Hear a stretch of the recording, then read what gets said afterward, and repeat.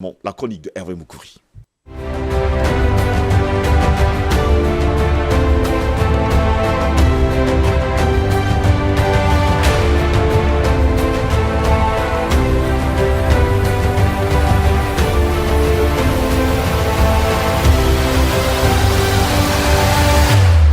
Hervé Moukouri qui est dans ce studio et qui est déjà en plein ramadan, il faut le dire d'ailleurs.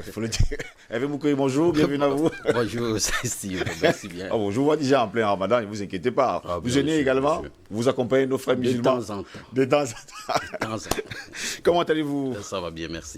Alors ce jeudi, il faut préciser par exemple que jeudi dernier, au cours d'une conférence de presse, le président américain Donald Trump a suggéré l'injection, il faut le dire, des désinfectants pour venir à bout du coronavirus. C'est l'objet de votre chronique de ce mardi.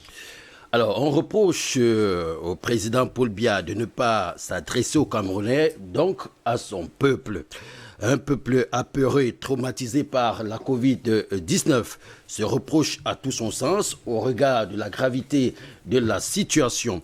Les Camerounais ont besoin de paroles réconfortantes pour extirper une crainte sous-jacente ou réelle, peut-être rassuré sur un avenir économique dont les feux menacent de passer au rouge, pour voir ces mesures sociales qui permettent d'espérer un futur meilleur et tout simplement enterrer une crainte. En attendant, Paul Biya reste et demeure silencieux. Au fait, ce sage patriarche n'a-t-il pas quelque part raison? Aurait-il mieux compris que nous autres que le proverbe qui dit que la parole est argent, mais le silence est d'or, que le silence est souvent bien plus éloquent que la parole. Alors, pourquoi je le dis ce matin? Pour ceux qui suivent de très près le président américain Donald Trump, ont constaté son dérapage verbal à presque toutes les sorties.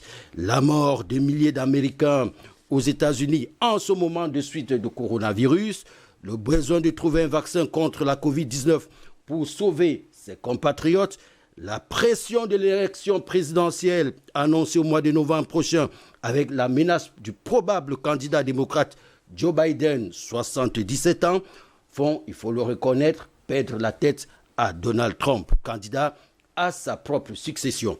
L'homme d'État et d'affaires nous avait déjà habitués à ces frasques aussi époustouflantes les unes que les autres, mais jeudi dernier, le président américain a atteint le sommet, soyons sérieux, de la bêtise. Rappel des faits, en présentant jeudi soir une étude encore embryonnaire sur laquelle le nouveau coronavirus s'affaiblit dans une atmosphère chaude et humide, ainsi que sous les rayons de soleil.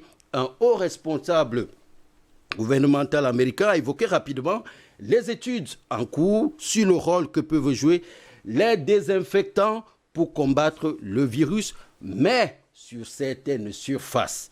Dans la séquence questions-réponses, le président de la première puissance mondiale a réagi de manière stupéfiante en affirmant ceci. Je vois que le désinfectant assomme le coronavirus en 1 minute et de poursuivre. Est-ce qu'il y a un moyen de faire quelque chose comme ça avec une injection à l'intérieur ou presque comme un nettoyage? Ça pénètre dans les poumons et ça a un énorme effet. Et de conclure, il serait intéressant de vérifier, de faire appel à des médecins pour ça, et ça me semble, et le dire, intéressant. Ces propos qui invitent les Américains à étudier la possibilité de s'injecter des désinfectants ont déclenché un tollé chez les scientifiques. Sur les réseaux sociaux, il fallait s'y attendre. Les réactions indignées ne se sont pas fait attendre. Là, on a bien compris que le silence est d'or, surtout quand on sait que la parole d'un président a un poids particulier. Je me demande si c'était un président africain qui l'avait dit. Si c'était Paul Biya qui l'avait dit. Ça aurait été une catastrophe. Alors, si c'était donc un président africain qui avait tenu de tels propos, il serait certainement voué au génocide, aux gémonies, aussi bien dans le continent et surtout en Occident. La bêtise est loin, et très très loin d'être une affaire d'Africains. Ah oui, ce n'est pas une affaire d'Africains, on le sait pertinemment. Hervé Moukouri, mais qu'un chef de l'État de la plus grande puissance mondiale déclare haut et fort devant les caméras qu'il faudrait s'injecter les désinfectants, là, ça fait sourire quand même. Mais, parce que c'est assez ahurissant, il faut le dire. Et lui-même, il a compris qu'il avait atteint, je l'ai dit tout à l'heure, le sommet de la bêtise, parce que le lendemain, vendredi, il devait prendre la parole, comme tous les soirs d'ailleurs, devant la presse pour expliquer la situation de Covid-19 oui. dans son pays. Il a préféré cette fois-ci se taire parce qu'on lui a demandé de prendre la parole. Il a dit non, merci, c'est gentil cette fois-ci. Je pense quand même qu'il est sous pression également. Hein. Donald Trump est sous pression parce que jusqu'à preuve du contraire, du côté des États-Unis, c'est 56 144 morts. Absolument, des morts par milliers tout le temps. Et puis, lui, il a une visibilité, il a une vision, il a une projection sur l'élection présidentielle qui est annoncée pour le mois de novembre. Et prochain. Il veut absolument... n'est-ce pas? Il faut soigner justement les Américains au plus vite. Il faut soigner les Américains au plus vite et surtout leur donner la chance de trouver un vaccin. Mais jusqu'à aller, le vaccin qu'il a choisi, c'est un désinfectant, une injection de désinfectant. Là c'est la pire quand même. En tout cas, c'était votre chronique d'ailleurs ce matin. Merci beaucoup Hervé Moukouri d'avoir été des nôtres ce matin. On va nous intéresser toujours au Covid-19. On va s'intéresser justement à ce que nous ont prédit d'ailleurs la communauté internationale et toutes les personnes qui étaient d'ailleurs comme Bill Gates et son épouse, qui nous avaient promis tout simplement une hécatombe, une catastrophe d'ailleurs annoncée, des millions et des millions de morts. Et nous, on s'interroge ce matin. Est-ce que cette catastrophe annoncée va réellement se réaliser? Mesdames, messieurs, tout de suite et maintenant, voici le débat.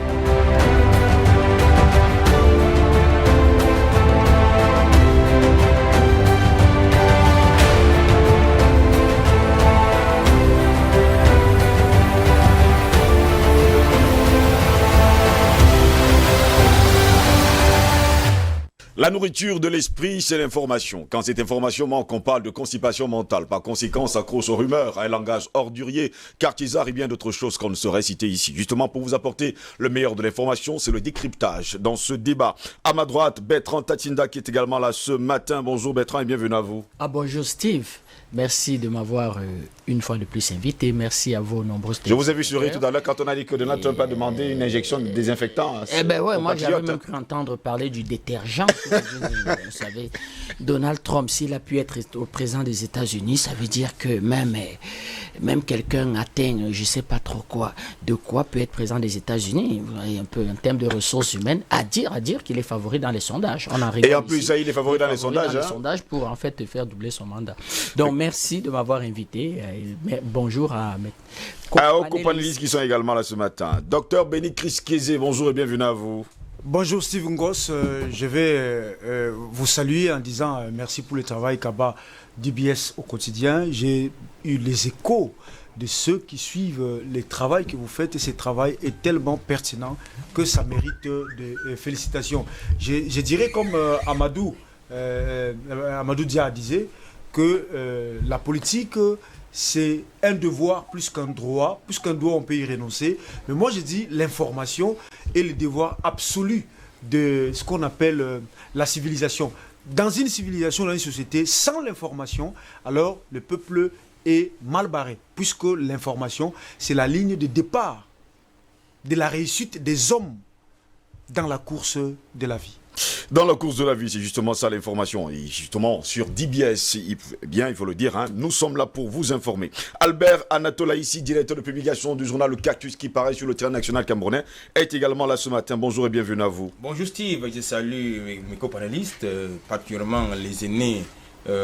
Tachina est le dernier que vous allez présenter tout à l'heure aux téléspectateurs. Je salue particulièrement tous ceux-là qui nous regardent dans le cadre de cette tribune chaque matin, du lundi au vendredi. Tout à l'heure, vous parlez justement de l'information. Et l'information, c'est quoi? C'est qu'il faut que, dans le cadre, n'est-ce pas, de respect des directives gouvernementales en matière de lutte contre le Covid-19, il y a certaines patrouilles de policiers et de gendarmes qui sont sur le terrain.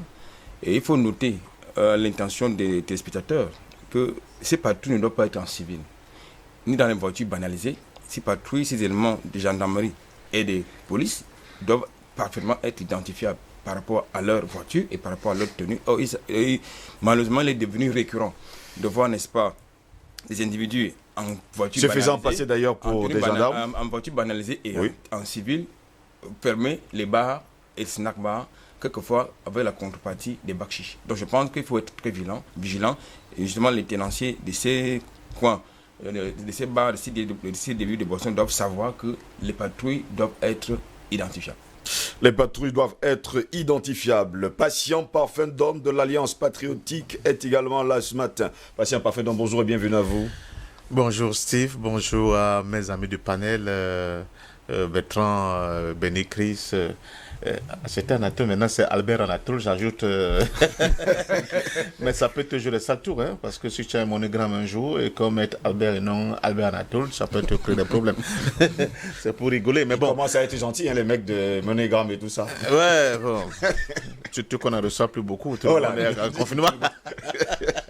On a été très gentil. Bonjour à tout le monde, bonjour à cette formidable odyssée, n'est-ce pas? Nouvelle odyssée avec DBS ce matin. Et félicitations pour tout ce que vous faites, parce que je vous dis, les retours que nous avons, c'est formidable. Merci beaucoup. Félicitations à votre personnel, à vos techniciens, l'ensemble des cadreurs qui font un job exceptionnel. Je n'oublie pas la réalisation. Et voilà, merci pour cette invitation. En tout cas, c'est vous qui faites de nous ce que nous sommes. Messieurs, entrons dans le vif du sujet ce matin. Catastrophe annoncée encore il y a 2 mois, messieurs, par le secrétaire général des Nations Unies, Antonio Guterres, et par le milliardaire américain Bill Gates et son épouse. Ces derniers prévoyaient d'ailleurs une hécatombe sur le continent noir et surtout annonçaient des millions et des millions de morts. Je vous donne donc, il faut le dire comme ça, les statistiques, hein, il faut le dire alors les chiffres. L'Afrique comptait jusqu'à hier, lundi 27 avril 2020, 32 182 cas de coronavirus. Le coronavirus qui a déjà coûté, il faut le dire, la vie à 1428 personnes sur le continent africain. Selon, il faut le dire comme ça, le Centre de prévention et le contrôle des maladies de l'Union africaine.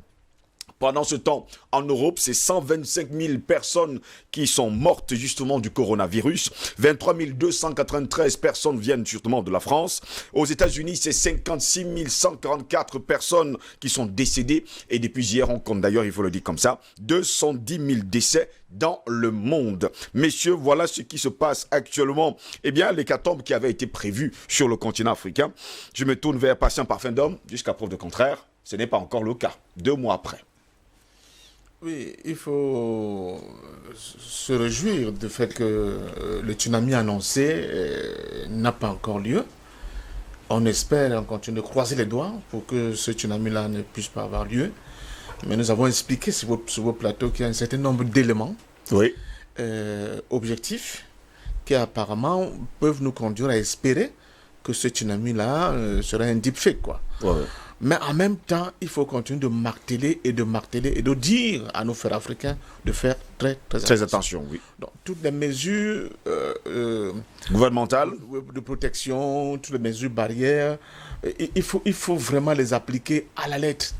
De toute façon, j'aime à le dire à mes enfants, c'est un peu comme l'espèce de pari pascalien. Est-ce que Dieu existe? Est-ce que Dieu n'existe pas? Et le gars dit, bon, de toute façon, moi je crois que Dieu existe parce que c'est la fin des temps. Le gars existe et que dans ma vie, je ne l'ai pas suivi. Alors, j'aurais mal fait. Le grand perdant, c'est moi. Donc, autant appliquer ces mesures, quitte à ce que, comme c'est une frange de la population africaine continue de croire que la marine n'existe pas, justement. Qu'elle n'existe pas. Mais si par malheur, elle existait, le tsunami annoncé s'abat sur nous, alors que nous avons été assez légers sur des mesures qui ont été prescrites par les gouvernement. Différents gouvernements, alors je pense que ça va être extrêmement douloureux pour nous parce que nous, on a eu l'avantage, n'est-ce pas, de voir les ravages de cette maladie ailleurs. Est-ce parce que les Africains sont prudents qu'on peut dire aujourd'hui qu'il n'y a pas assez de morts sur le continent africain? Non, les raisons sont ailleurs. Les principales raisons, c'est l'environnement dans lequel nous vivons. On a un cadre qui est particulier. Un cadre qui n'est pas en Europe. un cadre qui est moins aseptisé, si je peux le dire comme ça, que les Européens. Cela ne veut dire pas que nous vivons dans la boue et la merde, ou bien dans la gadoue, non. Deuxièmement, il y a la nutrition africaine. Notre nutrition est exceptionnelle parce qu'elle est faite de beaucoup d'épices, de beaucoup d'écorces. J'ai parlé de hormis, de la gâte à pépé, tout ce que vous connaissez, mais surtout de légumes. On mange beaucoup de légumes en Afrique, et des légumes qui sont bio. Des légumes qui ne sont pas... Des organes génétiquement modifiés. Non, ce n'est pas des OGM, ce n'est pas non plus des aliments qui sont obtenus sur la base de beaucoup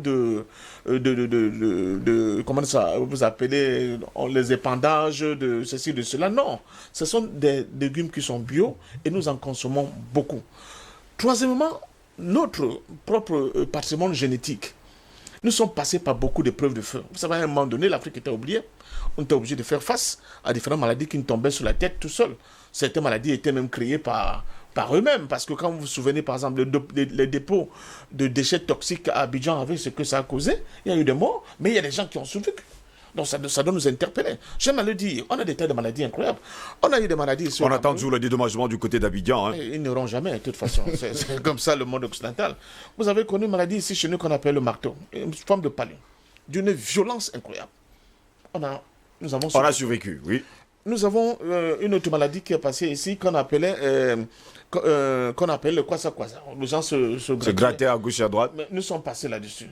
Nous avons une autre maladie ici qu'on appelait, forme de palu toujours, Bakassi. On est passé par là.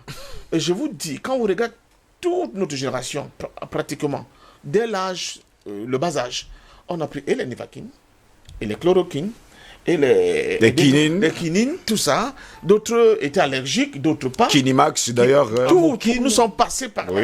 Les flavoquines, etc., etc. Donc, nous avons... Alors que les Européens, regardez très bien comment ils se comportent. Ils ne viennent pas en Afrique. Quand ils viennent en Afrique, ils prennent... Des vaccins. Ces vaccins, ils prennent ces quinines, on les prescrit. Deuxièmement, par exemple, quatrièmement, notre organisme a un avantage. On ne prend pas beaucoup de chimie. Eux, ils sont bourrés de chimie dans leur organisme. Vous plantez, un petit poussin tout à l'heure, 3 jours plus tard, il est on le mange, oui. Les animaux qui et ça commence également à être le cas au Cameroun, hein, surtout sur le continent africain. C'est pour cela que je tire la sonde d'alerte à nos dirigeants d'essayer de tirer les leçons du mode de vie européen, la malbouffe, etc., etc. Vous avez un animal qui est un herbivore, la vache, mais on le nourrit avec de la provende animale. Vous attendez à quoi? Donc ça dit que l'organisme, l'environnement a été complètement déstructuré complètement. Forcément, la moindre petite vérole qui peut se soigner rapidement, on ne parle devient justement une grande maladie. Vous savez que moi j'adore la queue de pangolin, moi j'en mangeais tous les jours. Le pangolin c'est la meilleure viande d'ailleurs sur le continent africain. Allez dire aux Africains de quand j'allais dans mon tournoi de commandant, c'est le pangolin que moi j'affectionnais. Mais maintenant on nous dit que non. Donc c'est pour dire aux Africains d'être authentiques, de continuer à être authentiques. De ne pas tout le temps vouloir copier dans tout. Vous arrivez dans un restaurant avec une amie. Qu'est-ce que vous voulez? Je veux ceci à la sauce tartare. Ils ont dit que dans toutes ces cuisines européennes, surtout, il y a des sucres, il y a de la chimie, à ne plus en finir. Donc, aux restaurateurs africains aussi, de dire maintenez la restauration africaine, quitte à l'améliorer avec de nouveaux concepts. Des épices, mais arrêtez de copier bêtement cette restauration étrangère, surtout européenne, qui, au contraire, nous crée beaucoup de maladies. Nous étions tous des gens slim, on marchait à pied, c'est vrai que le mode de vie a changé, mais avec la malbouffe qui s'installe chez nous, beaucoup d'entre nous, moi en premier, nous sommes devenus presque obèses, donc ça pose un problème. Donc, raison de plus de dire à l'ensemble de nos populations de faire très attention. Mais j'ai oublié le dernier élément, c'est un élément de génie, c'est la peau. Il y a beaucoup d'études sur la mélanine noire. Aujourd'hui, ces études tendent à nous dire que la peau noire, dont certains veulent se débarrasser en faisant... Mélaniser d'ailleurs. Oui, des décapages idiots qu'au Cameroun on appelle le Jansan. Cette peau-là, c'est la magie. C'est la magie, cette peau noire. Je vous dis qu'il y a des études scientifiques d'un très haut niveau qui tentent à le démontrer. Bon, ceci n'étant pas parole d'évangile, mais... il ne faut pas non plus négliger cet aspect des choses. Donc je pense qu'en toute honnêteté, on n'aura peut-être pas Cette hécatombe annoncée, mais en même temps, il faut être prudent. Continuons d'être extrêmement prudents. Les mesures barrières, il faut qu'on les applique à la lettre. Maintenant, j'ai vu que les Camerounais sont devenus des champions. De se laver les mains. C'est déjà ça d'acquis. Albert Anatola, ici, il faut également préciser que depuis 2 mois, c'est vrai que le secrétaire général des Nations Unies, Antonio Guterres, nous avait prévenu, et d'ailleurs, nous avait également, il vous le dit comme ça, annoncé une hécatombe sur le continent africain. Mais depuis quelques semaines, pour ne pas dire quelques mois, les Africains sont rentrés justement en brousse. Rentrés justement, il faut le dire, moi je dis comme ça, hein, en brousse, parce que c'est comme ça, justement pour se nourrir aujourd'hui même de la forêt, de se nourrir justement des écorces, des feuilles et tout ce qui va avec. Est-ce également un autre avantage, en tout cas, pour qu'il n'y ait pas, en tout cas, assez de décès sur le continent africain? Tout à l'heure, nous parlions de l'information et oui. également la communication. Oui. Et vous savez que l'objectif de cette communication, notamment d'abord celle du directeur de l'OMS et ensuite celle du secrétaire général de l'ONU, ça visait justement à créer la psychose dans le conscient ou le subconscient des Africains, en tout cas pas seulement des Africains, du reste du monde. C'est-à-dire que on vous fait croire que le Covid va faire plus de victimes. On a oublié un détail, c'est que les Africains, ils ont un mental d'extraordinaire, un mental de fer. Non, ils oublient que le Covid ne fait pas autant de victimes que le palu. Et déjà, cette semaine, comme à son habitude, le directeur de l'OMS nous a encore annoncé l'apocalypse pour ce qui concerne le paludisme. Oui.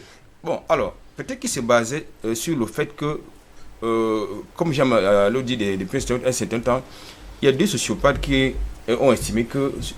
Vous revenez toujours sur là, Mira et Loche, oui. Oui, nous n'avons pas de plateau technique.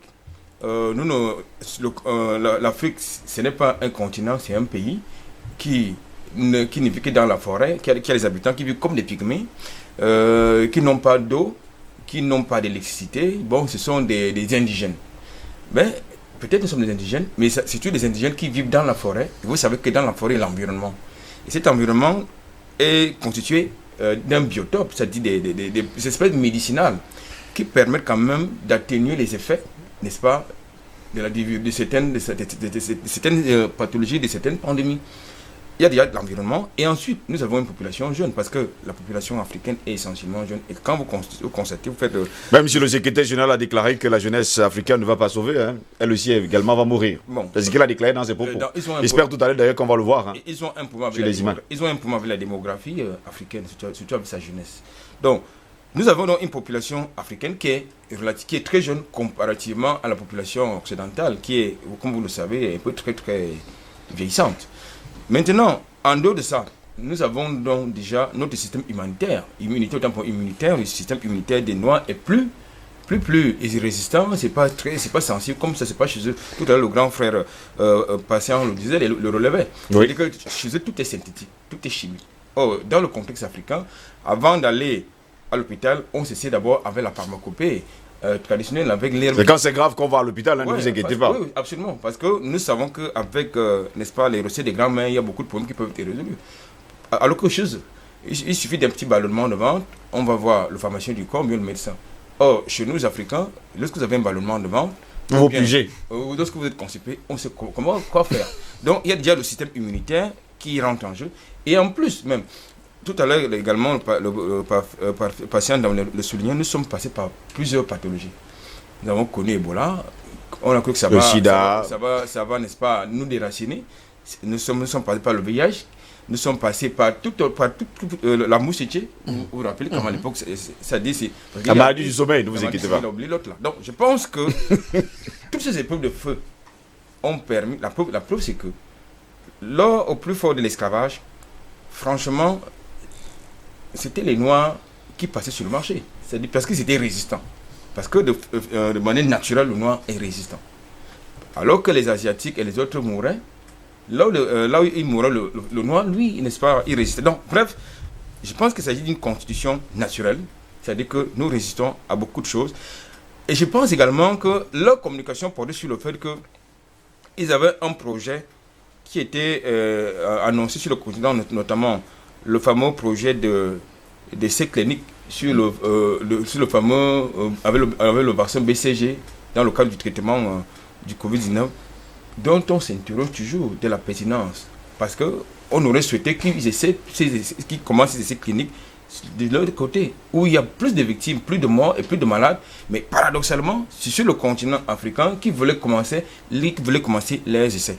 Donc peut-être c'est par rapport à ce projet macabre, parce qu'il faut quand même le dire. Un projet qui a échoué d'ailleurs, hein, même si quelque part également que on peut pas dire que certains États africains ont signé. On ne peut pas dire que ça a échoué parce que sur le plan, je veux dire de manière formelle, on peut croire qu'ils ont mis un bémol. Mais par derrière, il faut passer en douce pour continuer avec le projet. Donc, d'où l'intérêt pour nous, n'est-ce pas, de demander aux populations de rester vigilantes. Je vais me tourner vers Bertrand Tatinda. Tatinda, vous également, vous êtes au courant de tout ce que le secrétaire général des Nations Unies a déclaré d'ailleurs sur le continent africain, en déclarant que forcément on aura pas mal de morts. On parle bien sûr des millions, hein, parce que si on revient d'ailleurs sur les propos du secrétaire général des Nations Unies, il précise bien des millions de morts. Mais on est à 2 mois, on n'est pas encore, en tout cas, à plus de 2000. Ben, c'est le problème d'Africains, si Africains croient à ces gens. Pourquoi? Le secrétaire général des Nations Unies, en fait, il parle au nom de qui? Est-ce qu'il est médecin? Il parle au nom de l'ONU. Le président de l'OMS parle pour qui? Il parle pour l'OMS. Je vous fais une petite révélation. Oui. L'OMS dit ne jamais avoir conseillé le confinement contre le coronavirus. Qui le déclare? Margaret Harris ou au Sydney Morning Herald. L'OMS. Avant même que les Africains ne se lancent dans la croyance de l'OMS, il faut s'interroger, c'est quoi l'OMS? Qui finance l'OMS? Pour qui roule l'OMS? Comment fait-on pour devenir président de l'OMS? Voilà l'OMS qui vous l'explique. Ils expliquent que les pays ont suivi de façon moutonnière en quelque sorte la Chine, parce que la Chine immédiatement quand le virus est déclenché a décidé en fait de confiner. Mais sauf que la Chine, quand la Chine va confiner, la Chine va identifier en fait, comment je vais dire que localiser les lieux de lieu de contamination et dépister massivement. Mais les pays africains vont relativement suivre. Moi, j'ai comme l'impression que c'était même devenu à qui suivrait le plus les mesures européennes pour être le mieux vu et aujourd'hui aller se voir en quelque sorte avoir une forme de facilité pour avoir de la dette. Vous avez des pays qui avaient un cas. Ils vont confiner. Vous avez des pays, par exemple, qui avaient quoi? Qui ont 1200 milliards de budget en francs CFA. Qui ont voté, comment je vais dire, des plans de riposte de 900 milliards. Un voisin du Cameroun. Ce pays est, comment je vais dire, sur le plan sanitaire, totalement délabré, n'arrive pas à payer ses fonctionnaires, a véritablement de mal. Tous les corps sociaux sont en grève. On a vu même encore le président de ce pays carrément devenir, comment je vais dire, un supplétif des impôts. Expliquez que, mais comment vous avez suffisamment pillé ce pays? Mais ce pays va faire voter un plan de 900 milliards. C'est 1300 milliards de budget. Comment vous pouvez avoir 1300 milliards de budget alors que ce pays a quoi? Aucun mort, à peine 3 cas. 3 cas même, comment je vais dire que importés du Cameroun, franchement. Quand on pose donc la question pour qui roule l'OMS, moi, je vais expliquer sur un plateau comment un monsieur dans la Sanaga maritime va me faire partir mes hémorroïdes à vie. Pourquoi lui, il n'est pas prix Nobel? J'avais consulté la plupart des grands médecins au Cameroun et en Europe. Il m'avait expliqué que monsieur Tatinda, votre solution, excusez-moi, c'est l'opération. Mais je me suis dit, mais moi, je connais des gens qui ont subi l'opération et qui continuent à avoir un nombre de problèmes. L'opération, c'est quoi? C'est qu'on vous fait une ablation du rectum. Et on va me faire une ablation de rectum, ainsi de suite. J'aurai plus d'intestin. Et qu'est-ce que je fais après? Ce monsieur, ça fait 3-4 ans, j'ai plus de nouvelles de ce monsieur. Dans la Sanaga maritime, c'est des amis qui m'ont dit, tu n'as rien à perdre, Bertrand, de toute façon. Tu perds quoi? Essayez. Il me les a fait partir à vie. J'ai plus de nouvelles de ce monsieur. Pourquoi lui, il n'est pas nobelisé? Parce qu'il a résolu un problème que des agrégés en plus 15, plus 20, plus 50 en médecine n'arrivaient pas à résoudre. Voilà l'OMS. Et si vous prenez les plantes de ce monsieur, si vous prenez en quelque sorte, c'était quoi? C'était une fusion de 3 plantes, un petit truc à boire et en quelque sorte, rien du tout, un protocole de rien du tout. Mais si vous l'envoyez à l'OMS, l'OMS me dira plutôt que, mais monsieur Tatinda, vous avez été un voyou d'aller vous faire traiter par ce monsieur. Parce que l'OMS ne peut pas valider en quelque sorte les résultats de ce monsieur. Voilà l'OMS. Donc quand l'OMS prédisait aux Africains que vous aurez des milliers de morts, vous aurez des millions de morts, l'OMS conditionner déjà notre esprit et dire que commencer déjà pratiquement à accepter que tout ce que tout ce qui va sortir des laboratoires, en quelque sorte d'Europe, sera en quelque sorte une solution pour vous. Et tous les pays africains vont se mettre à ça. Si on n'avait pas tempêté la société civile, les leaders d'opinion, les hommes de partis politiques, et expliqué que le président de la République, il prendra sur lui de faire vacciner les gens dans son pays, qu'il y commence par ses enfants, par lui et par sa famille. Mais c'est pas scandaleux de voir un président de la République se faire vacciner à la télévision et de prendre ses enfants. Et puis on lui dira, président, écoute, on va vous revoir dans 3 semaines, dans 1 mois, pour voir si vous portez mieux. Vous n'allez pas aller dans les marchés, dans les villages, dans les quartiers, dire aux populations que faites-vous vacciner. Ben vous, tous les chefs d'État ont des femmes et des enfants. Et il a fallu véritablement qu'une conscience africaine se lève pour que même des pays comme le Sénégal, je répète ici, qui avait donné un protocole d'accord pour accepter le vaccin, le ministre de la Santé sénégalaise s'est sorti pour dire que je n'accepte plus cette histoire. Vous voyez que même l'OMS se dédie. L'OMS ne s'entend plus. Autre chose, les États-Unis ont expliqué que je fonctionnerai plus sans l'OMS. Pourquoi les pays africains n'ont pas pris cette décision? Je ne fonctionnerai plus avec l'OMS. Merci, monsieur Parfendom. Terminé. C'est terminé l'OMS. Il ne veut plus en entendre parler, M. Donald Trump. Mais c'est une décision que devaient prendre les pays africains. Vous avez, par exemple, le prélat Cléda. J'ai suivi une interview. Il explique que moi, je ne peux pas dire que j'ai un remède. J'ai quelque chose qui soulage. Au-delà d'être prélat, j'étudie les plantes depuis 35 ans. Depuis 35 ans, la passion que j'ai, c'est d'étudier les plantes.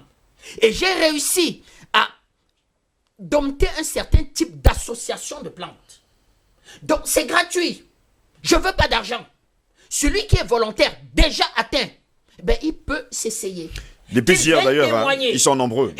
Il y a beaucoup qui partent des C'est des centaines de personnes. Le président Malgache dit, moi je fais boire à ma population et je déconfine. Mais depuis qu'il fait boire à sa population, eh ben, les chiffres de la pandémie n'explosent pas à Madagascar. Sauf que l'OMS sort et dit, danger mortel.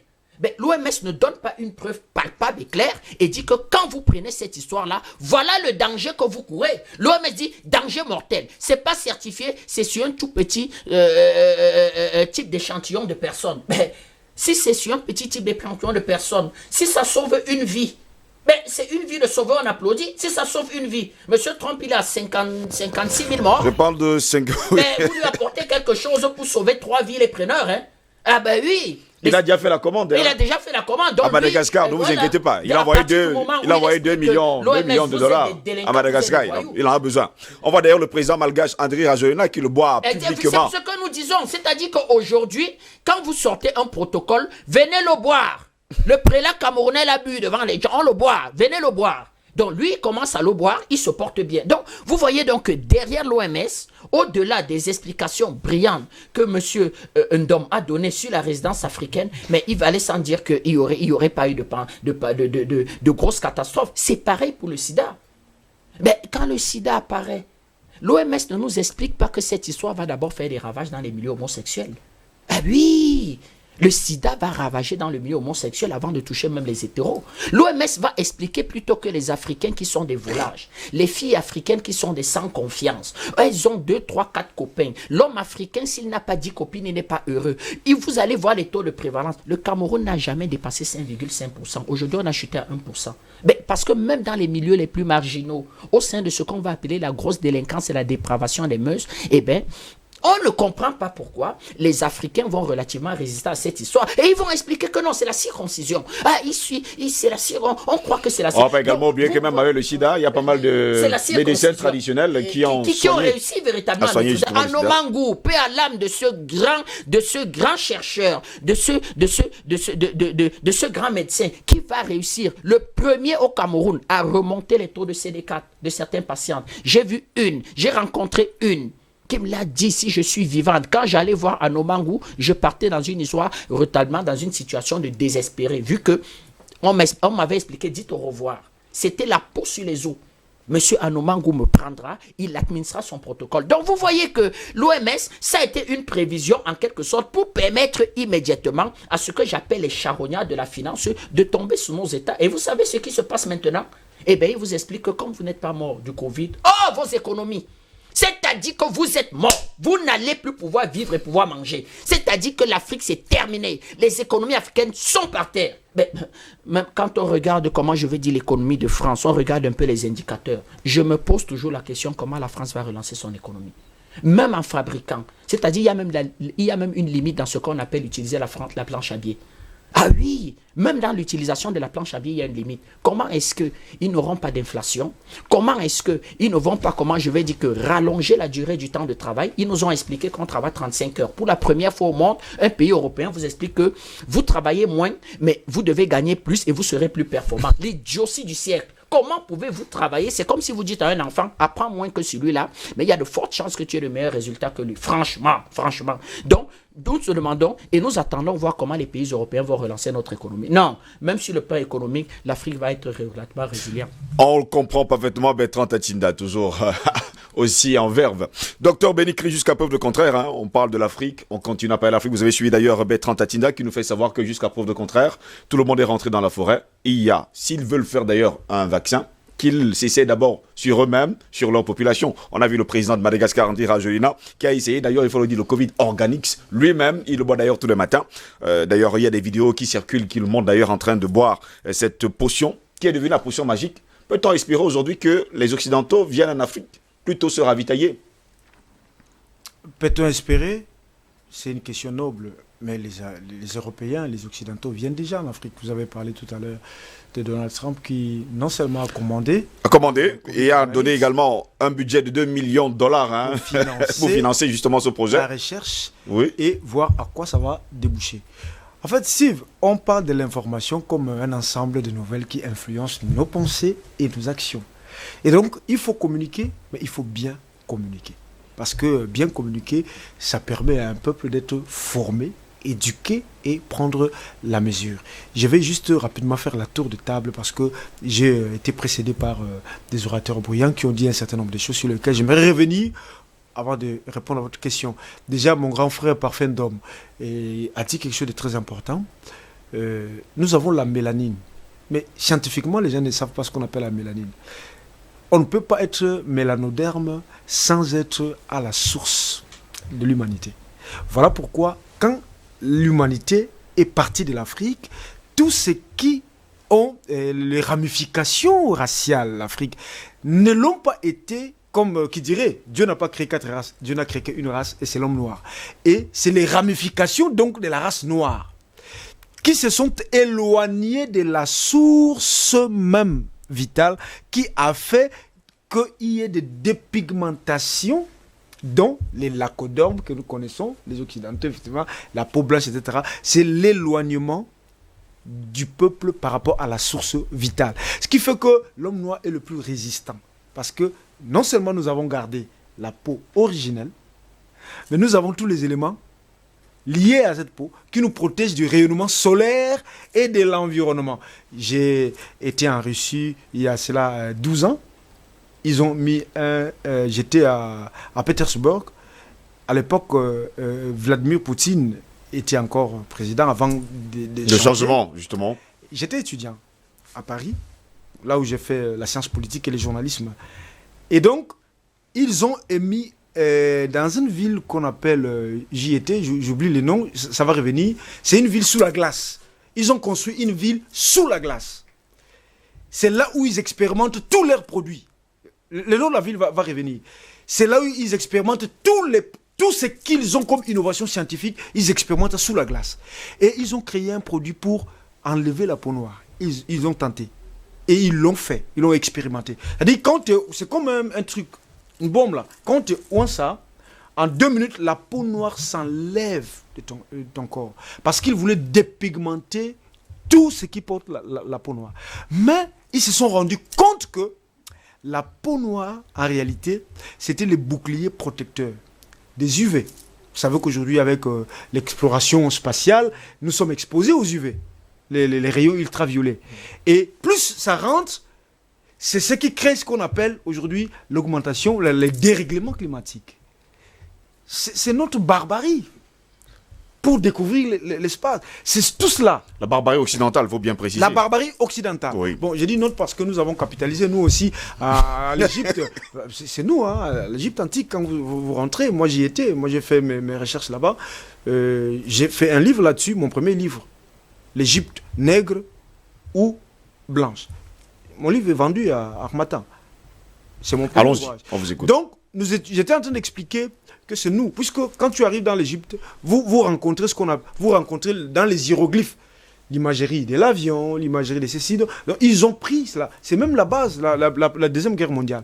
C'était les archives de l'Égypte, l'interprétation de l'Égypte. Donc, rapidement, les mélanodermes que nous sommes riches sur le plan de la protection face à l'environnement et de l'adaptation. Voilà pourquoi vous constatez que nos frères noirs, quand ils vont partout, ils s'adaptent facilement que le blanc. Le blanc ne peut pas s'adapter facilement sans être vacciné. Nous nous adaptons naturellement parce que nous avons cela. Et donc j'ai conseillé encore à nos femmes et à tous nos frères africains, garder la peau noire. Moi, je suis né très clair, hein, un peu plus que Steve. Mais j'ai voulu... ne vous inquiétez pas, ça va aller. Donc bref, je passe là-dessus. Je rentre à ce que Tachinda disait. Il a dit, la Chine a confiné, l'OMS a confiné, c'est une machination. La Chine n'a pas confiné pour prévenir les Covid. La Chine a confiné pour éviter que les catastrophes humanitaires qui se battent en Chine soient connues du grand public. Il y a tellement de morts que les chiffres officiels communiqués dans le média et la réalité sur le terrain. J'ai dit que je suis un journaliste d'investigation, j'ai des preuves de ce que j'ai dit. La Chine a connu beaucoup de morts. Il dit beaucoup de morts. Il fallait confiner la population pour qu'elle n'assiste pas à tous ces drames qui ont eu lieu en Chine. Déjà, vous le savez, que Covid-19 n'est pas un virus naturel. Nous avons fait des débats là-dessus, on ne peut pas y revenir. C'est quelque chose qui a été monté dans les laboratoires. Donc, la Chine a fait confiner pour éviter ces catastrophes médiatiques. Mais, en complicité avec l'OMS. Voilà pourquoi, aujourd'hui, les États-Unis. L'Amérique et les États-Unis ont une bruit diplomatique. Pourquoi des coopérations. Pourquoi? Parce que l'OMS a soutenu la Chine et a caché des données liées à ces virus. Je vous ai dit que le Covid-19 n'existe pas. Voilà pourquoi en Afrique, ça ne fera pas des ravages. Mais je vais revenir là-dessus. La Chine, le Covid-19, au départ, c'est le virus qu'on appelle nCoV. 2019, nCoV. C'est un code. C'est un virus qui a été monté pour contrôler le Hong Kong. C'est un virus qui a été mis en place pour... L'objectif de ça, c'est la dégradation mentale, la faculté de penser. Et ce virus a été mis en place pour, n'est-ce pas, contrôler cette bruit qui monte. Maintenant, la CIA voulait s'accaparer de cela pour contrôler le reste du monde. Et la Chine avait un accord avec ces gens. Et c'est à Yuan, près du marché de bétail, que la transaction a eu lieu. Et je vous ai dit, preuve à l'appui. J'ai plus que ça, hein. J'ai des documentaires, j'ai des vies même qui ont été mises en danger sur cela. La transaction a eu lieu et le truc a été volontairement par la CIA pour pouvoir contaminer les Chinois. C'est près du marché des bétail. Donc, ce virus n'est pas parti des pangolins, hein. Moi j'en déguste. Hein. Tout le monde le sait d'ailleurs. Passer un pardon d'homme dit seulement que c'est sa nourriture préférée, ça vient de préférer. Ne vous inquiétez pas pour ça. Donc, ça n'a rien à voir avec une contamination. D'ailleurs, Covid-19 existe depuis 2003. Hein. Oui. Nous le savons déjà. Hein. Voilà. Donc, pour chuter, rapidement, parce que nous sortons déjà. Je disais que nous avons un problème de communication en Afrique. Faites très attention. Ce que ces gens-là ont annoncé, l'OMS, Guterres, ce sont des plans planifiés, plan diabolique et machiavélique d'ailleurs qu'il faut. Ils ont fait un plan pour pouvoir amener ces virus en Afrique. Et là, j'attire l'attention des autorités. Parce qu'il y a d'abord une chose. Faites attention aux pays qui ont privatisé l'eau. Je dis bien, faites attention aux pays qui ont privatisé l'eau. Suivez bien mon regard. Ils vont tout faire pour qu'il y ait des morts en Afrique. Ils vont utiliser les compagnies qui exploitent l'eau pour introduire le virus. Ils vont introduire la nature avec l'aviation civile pour, n'est-ce pas, déposer. Et ils l'ont déjà fait, je vous le dis. Ils ont même envoyé des gens contaminés. Mais qui parallèlement eux-mêmes, parce que tu peux être contaminé pour contaminer les autres alors que la maladie ne fait rien, aucun effet sur toi. Je pas sur le contrôle des médecins et des scientifiques qui me regardent. Parce que tu as pris l'antidote, mais tu es porteur d'un virus. Tu peux t'asseoir là, tu nous contamines, mais la maladie ne fait aucun effet sur toi. Vous comprenez cela? Donc, il faut faire très attention. Il faut dire aux chefs d'État africains, aux décideurs africains, de faire très attention. Nous devons veiller à tout ce qui vient de l'étranger, et non seulement cela, à tous les étrangers qui sont en Afrique, qui servent, n'est-ce pas, comme informateurs, qui servent de services de renseignement, parce qu'ils ont besoin de mettre à terre l'Afrique. Parce que l'Occident ne marche plus. Rien ne marche en Occident, ni politiquement, ni économiquement, rien ne marche. Il faut faire de sorte que l'Afrique ne relève pas la tête. L'enjeu géostratégique la plus importante, c'est que l'Afrique ne doit pas relever la tête. Et si l'Afrique lève la tête, avec la jeunesse que nous avons, avec les potentiels que nous avons, je vous dis, l'Occident va courir derrière nous. Et justement, c'est le problème aujourd'hui. Je vais me tourner vers Patient Pafindom. On parle de la jeunesse africaine. Quelqu'un disait d'ailleurs que la jeunesse est différente pour ceux qui l'ont perdue ou qui sont susceptibles de la perdre. Peut-on dire aujourd'hui que l'Europe est en train de perdre sa jeunesse et aujourd'hui regarde justement l'Afrique qui a une jeunesse extraordinaire? Moi, je préfère tirer les leçons de cette pandémie. Oh oui. Pour l'Afrique, pour nous. C'est ça le plus important. Je crois qu'il y a 2 ou 3 choses que on peut tirer de tout ce que nous vivons avec cette pandémie. La première chose, c'est un constat. Oui. On a constaté avec le Covid-19, je ne veux pas parler de l'Occident, mais de nous, au niveau de l'Afrique, que nous n'avons pas les instituts sanitaires en quantité et en qualité suffisamment pour faire face à une déferlante de ce type avec le cas de cette vérole. Donc il faut que nos États mettent un point d'honneur à tirer vers le haut, à relever le niveau de la qualité et de la quantité de nos infrastructures. Quand je l'ai dit, vous voyez bien que ça découle aussi sur la formation. Il faut qu'on forme le maximum de médecins possible, le maximum d'infirmiers et tout ce qu'ils font autour de la santé. Mais il faut sans oublier également les traditionalistes également qui sont... J'en viens. Oui. Le domaine des chercheurs, la recherche, je veux dire. Il faut donner des moyens à la recherche. Nous avons des têtes bien faites, mais malheureusement qui manquent de moyens parce que, quelle qu'en soit leur bonne volonté, sans moyens, ils ne peuvent pas pousser très loin au niveau de la recherche. Il faut qu'on essaye d'organiser d'abord le domaine de la recherche traditionnelle, les praticiens, la pharmacopée traditionnelle, les naturopathes africains. Il faut organiser sérieusement ce domaine-là. Il faut que l'État suive pour qu'il n'y ait pas de charlatans. Même s'il y a quelques temps encore, on interdisait d'ailleurs les tradis praticiens sur les plateaux de télévision sur le triangle national camerounais. C'est à tort. Il vient du Congo, il sait qu'au Congo, cette pharmacopée traditionnelle est déjà très avancée. Elle est même en synergie avec la médecine officielle.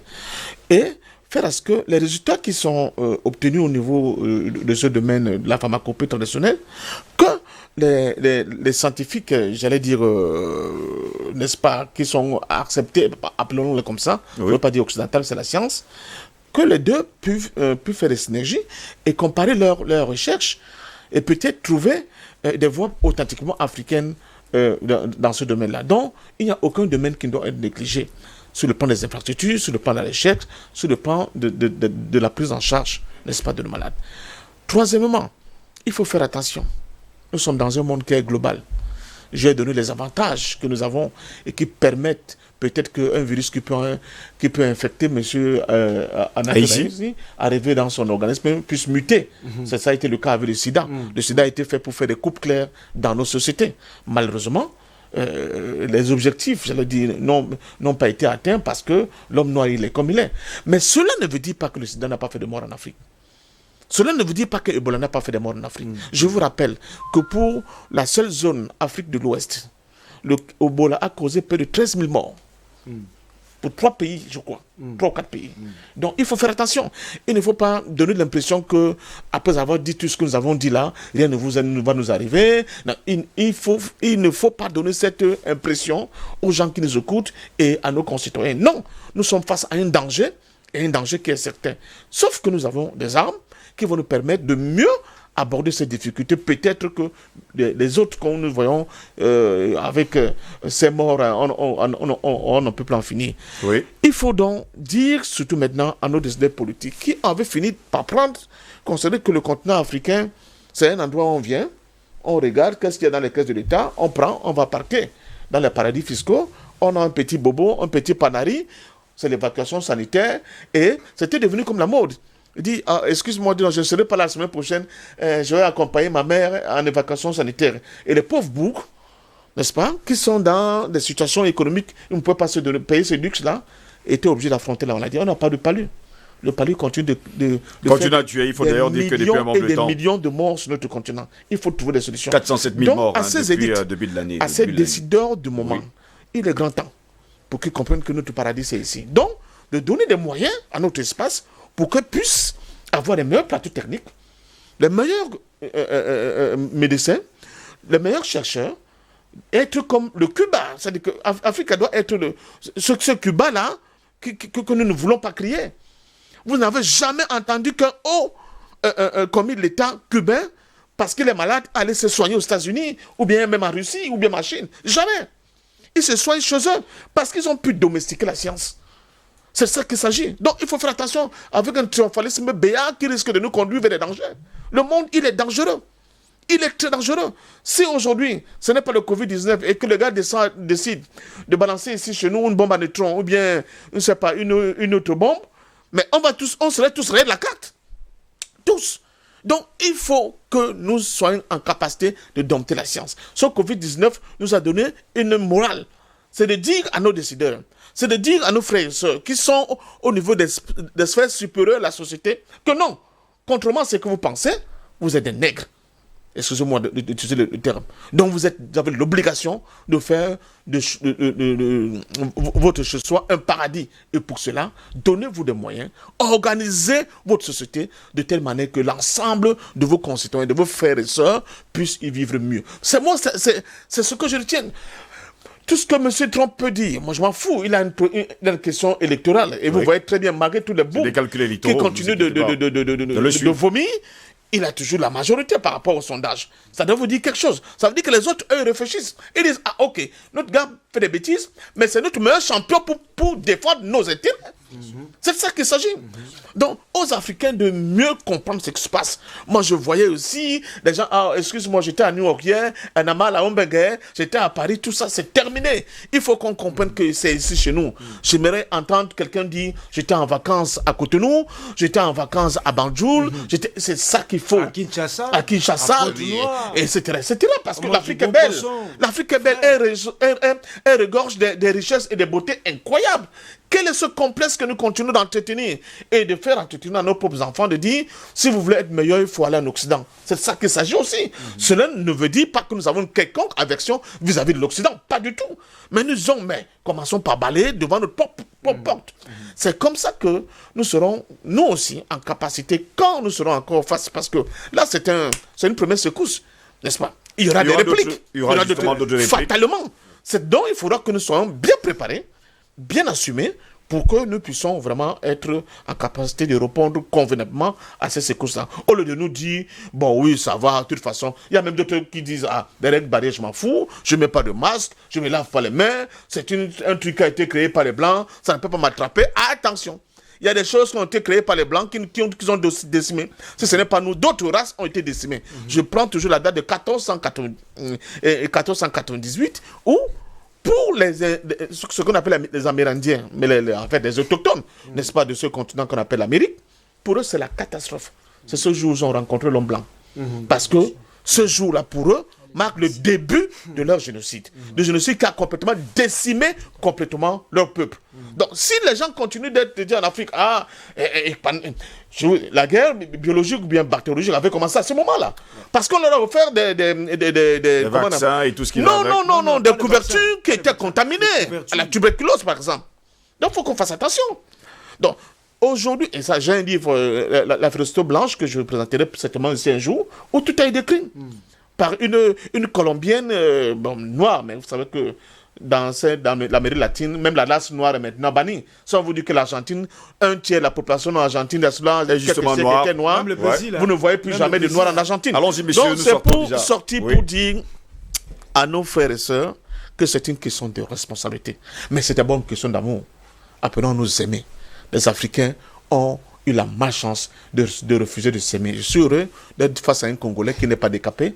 Il y a un moment donné, c'était pas... C'est quand même rare. Hein? Ah, c'était très rare de voir un Congolais qui n'est pas décapé. Ben, je suis Camerounais. Hein? Ah voilà, donc je suis face à un Congolais qui n'est pas décapé et ça me fait plaisir. Donc c'est pour dire à nos dirigeants africains, oui, faisons de l'Afrique un pôle d'attraction. Un endroit où les autres auront besoin de payer des billets d'avion pour venir visiter, pour venir vivre, mais surtout pour avoir accès à nos loums, à nos écouk, n'est-ce pas, nos petites plantes de village. Et bravo à M. Cléda. Et hier, je vous ai parlé de M. Simon. Oui. Simon est là ce matin. Il faut dire que Simon est là ce matin. Il n'y a jamais eu autant de propositions. Il va nous apporter la témisia. Autant de propositions endogènes pour soigner une maladie comme c'est le cas avec le Covid-19. Je vous ai parlé d'une cinquantaine. Sans oublier les jeunes chercheurs. C'est quelque chose d'exceptionnel. Messieurs, on vous comprend parfaitement. Albert Anatola, ici, nous sommes en train de sortir déjà de ce débat ce matin. Vous également, vous êtes d'accord sur le fait qu'il faut rester très, très prudent. Je voudrais dire deux ou trois choses. La première, c'est qu'il faut qu'on cesse d'être des acteurs du mouvement mondial. Parce que... des spectateurs, des acteurs. Je veux dire, voilà, les téléspectateurs, je veux dire les spectateurs. Voilà, il faut maintenant devenir des acteurs. Du mouvement mondial, il faut qu'on cesse d'être des consommateurs. Parce que... il y a une image qui m'a quelque peu choqué, c'est que le virus, ça vient de la Chine et c'est Alibaba qui inonde le monde entier avec ses masques, ses respirateurs, tout ce que vous voulez. Ça veut donc dire qu'il y a une nouvelle ordre mondiale qui est en train de se mettre en place. Alibaba qui a d'ailleurs eu des problèmes de détournement de deniers publics, il faut d'ailleurs le préciser. Dans ce nouvel ordre mondial, quelle sera la place de l'Afrique? C'est ça qui est la question. Maintenant, pour ce qui concerne le ramdam médiatique, parce qu'il faut le dire, autour du Covid-19, moi je trouve cela scandaleux, avec l'effet, n'est-ce pas, que ça a sur le conscient, n'est-ce pas, des populations, c'est-à-dire la psychose. Il faut éviter ça, il faut comment relativiser.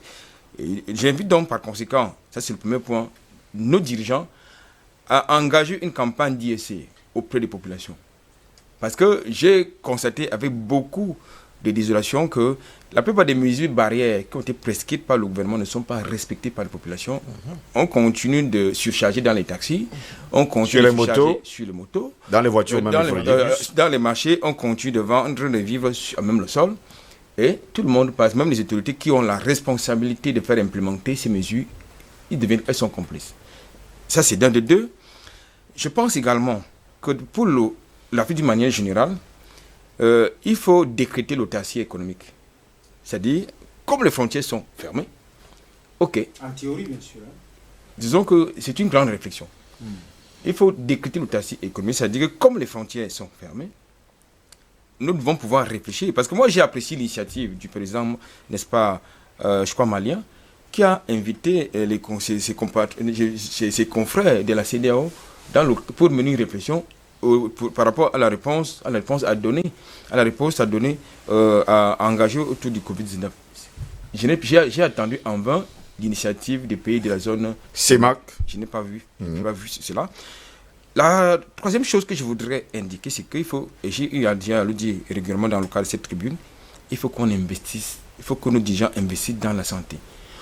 Le continent c'est le même discours de patient parfait d'homme d'ailleurs. Absolument. Le continent africain a plus besoin d'ingénieurs que de prêtres et de pasteurs. Le continent africain a plus besoin, n'est-ce pas, d'industrie que d'église. Ça, c'est important de le préciser. Donc, je crois aujourd'hui... Et les mosquées. Absolument. Je pense que ça, c'est important. Parce qu'aujourd'hui, vous voyez, vous constatez avec moi que la plupart des médecins qui sont utilisés par l'Occident, plus de 40% sont africains. Qu'est-ce qui ne va pas? Qu'est-ce qui n'a pas marché? Comme on dit chez nous, ça veut donc dire que chez nous, nous avons un problème de prospective, d'organisation et de politique. Je me tourne vers patient Bertrand Tatinda, je ne vais pas dire patient parfait d'homme. Bertrand Tatinda, justement, on sort de ce débat ce matin. On sait pertinemment que jusqu'à preuve de contraire, il n'y a pas encore des millions de morts sur le continent africain. Mais pour les uns et les autres, il faut rester prudent. Il faut justement continuer à respecter les mesures barrières prescrites par les gouvernements africains. Tout à fait. Et d'ailleurs, Le lapsus vous-même est révélateur parce que j'allais expliquer que je suis parfaitement d'accord avec les propositions et les remarques du grand frère Parfendon. Sauf que je voulais expliquer que contrairement à ce qu'on croit, l'Afrique a une capacité à s'adapter rapidement parce que on expliquait que vous savez vous-même que le port du préservatif c'est pas dans nos mœurs. Mais les Africains vont y mettre le préservatif. C'est pour ça véritablement que les chiffres ne vont pas exploser. Oui. Ils vont prendre un certain nombre de mesures au point où aujourd'hui c'est devenu même de fait l'utilisation d'un préservatif devient, comment je vais dire que à la limite, entre guillemets, une coutume aussi africaine. Voilà. Autre chose aussi que je pouvais, que je devais dire à cette histoire, c'est que on ne peut pas résister aujourd'hui au monde sans véritablement se mettre ensemble. S'il n'y a pas de véritable union politique bâtie entre nous, je prends un exemple simple. Moi, j'avais expliqué, il ne faut plus regarder l'OMS. L'OMS ne roule pas pour vous. C'est votre problème si vous regardez l'OMS. On peut, par exemple, à l'échelle de l'Union africaine, bâtir ce qu'on appelle une organisation africaine de la santé. Et à l'intérieur, avoir une haute autorité du médicament et du traitement. Dans cette haute autorité, il y aurait, par exemple, 2 chambres. C'est-à-dire une chambre de ce qu'on appelle le médicament moderne et le médicament vert, pas traditionnel, du médicament vert. Et le décentraliser ça. Et ce sont, comment je vais dire, que chaque pays accueillerait un bureau, comment je vais dire, régional, qui travaillerait avec les ministères de la santé des pays et qui pourrait relativement, lors des sommets de l'Union africaine, faire des propositions au chef de l'État dans le financement de la recherche, comment je vais dire, du médicament moderne et dans le financement de la recherche du médicament vert. Je vais même plus loin. On pourrait carrément rechercher un mécanisme de financement à l'échelle relativement africaine. Et là, c'est très compliqué parce que les Africains ont toujours cet orgueil où chacun croit toujours qu'il vaut mieux qu'il soit roi chez lui. Enfin, l'Afrique est le seul continent où nous avons l'une des diasporas, une partie de notre diaspora la plus détestable. Je l'ai toujours dit. J'ai rencontré Sudouala, un Chinois. Il n'avait même pas de pantalon. Je lui ai demandé que, mais chaque fois que je te vois, tu es en short. Pourquoi tu n'as jamais de pantalon? Pourquoi tu n'es jamais bien habillé? Il me dit, je suis très pauvre. Je dis, mais qu'est-ce que tu fais ici? Il me dit, je suis venu travailler. Je dis, mais tu es l'un des pays les plus riches. Il dit, mais je suis venu travailler. Je lui ai demandé, mais est-ce que tu es prêt donc à venir sur les plateaux de télévision, fustiger ton président Xi Jinping? Tu vois, il a développé la Chine, mais il n'a pas pensé à toi. Et vous êtes nombreux au Cameroun comme ça. Pourquoi tu ne te plains pas? Pourquoi tu viens pas sur les plateaux de télévision expliquer que ma Chine là est riche? Mais moi je suis au Cameroun parce que je suis pauvre. Elle n'a pas pensé à moi. Elle devait penser à tout. Le 1,5 milliard de Chinois. Il a failli ne plus parler avec moi. Tu sais ce qu'il m'a dit? Il m'a dit non, monsieur Tatinda. Je ne monte pas sur les plateaux de télévision pour parler de la Chine. Je ne monte pas sur les plateaux de télévision pour parler politique. Moi, ce que je veux au Cameroun, c'est avoir un magasin et faire venir les marchandises de Chine. Ça veut dire que chaque Chinois dans le monde tire le commerce extérieur de la Chine. Mais Africain est le seul à insulter de façon détestable son chef de l'État. C'est vrai. Ils ont aussi, comment je veux dire, un certain nombre de défauts. On les connaît, nos chefs de l'État. On les connaît. Il n'y a personne qui les connaît mieux que nous. Mais franchement, regardez un peu les réseaux sociaux. Regardez en Europe. Moi, j'ai vu en Europe des propos insoutenables de la part d'un patriarche de la CEMAC. Il mange les gens, il viole ses filles, il couche avec ses filles. Regardez le débat d'Africains chez les autres. Mais quand vous insultez votre pays chez les autres, vous n'avez plus de considération. Donc même le comportement de l'OMS, même le comportement que les autres ont vis-à-vis de nous, c'est nous qui prêtons aussi le flanc. On peut reprocher beaucoup de choses à nos chefs de l'État, mais on peut le dire ici, entre nous. Monsieur Parfendon, par exemple, n'a jamais été très tendre avec le pouvoir de Yaoundé. Très tendre. D'ailleurs, on connaît sa famille politique. De quelle famille politique il est issu? Mais jamais, je ne crois pas qu'un jour, s'il se retrouve à l'étranger, il tiendra des propos les plus injurieux et les plus détestables. Même la séquence ségrégation qu'on a vécue en Chine, avec les Chinois qui traitaient les Africains un peu comme de la merde, c'est vrai, inacceptable. Mais est-ce que les Africains aussi, de par leur comportement, voilà aussi un peu comment est-ce qu'on peut déjà avoir confiance en nous, croire en nous, s'aimer, un peu d'amour. Il y a de moins en moins d'amour entre les Africains. Un peu d'amour, c'est quoi? Ça coûte quoi? C'est gratuit. Un sourire, c'est gratuit. Pourquoi on ne s'aime pas? Donc, Africain doit commencer à s'aimer. Donc, voilà pour moi déjà. Et aimer justement sa patrie. Mécanismes qui permettent de pouvoir résister. Il faut toujours aimer sa patrie. On a souvent l'impression aujourd'hui que les Africains n'aiment pas du tout leur patrie et ils n'aiment pas justement leur continent. Ils ont sont toujours en train de se plaindre. Et ils se plaignent d'ailleurs sous le ciel d'autres personnes. Vous avez le mot de la fin, Béni Christ, en quelques secondes. Merci beaucoup de m'avoir donné cette responsabilité des concrétisations. Déjà, je souscris, pas totalement, mais partiellement à l'assertion de Bertrand Tatinda à la fin. il faut inviter l'Afrique à aimer l'Afrique. Bon là, comme j'aime appeler mes amis, dont toi et ici, et mon grand frère qui est là, Tachinda c'est mon ami aussi, j'ai dit, il faut aimer l'Afrique, l'homme. Mais je vais vous dire quelque chose, l'exemple doit commencer d'en haut. Nous avons qu'un genre d'élite.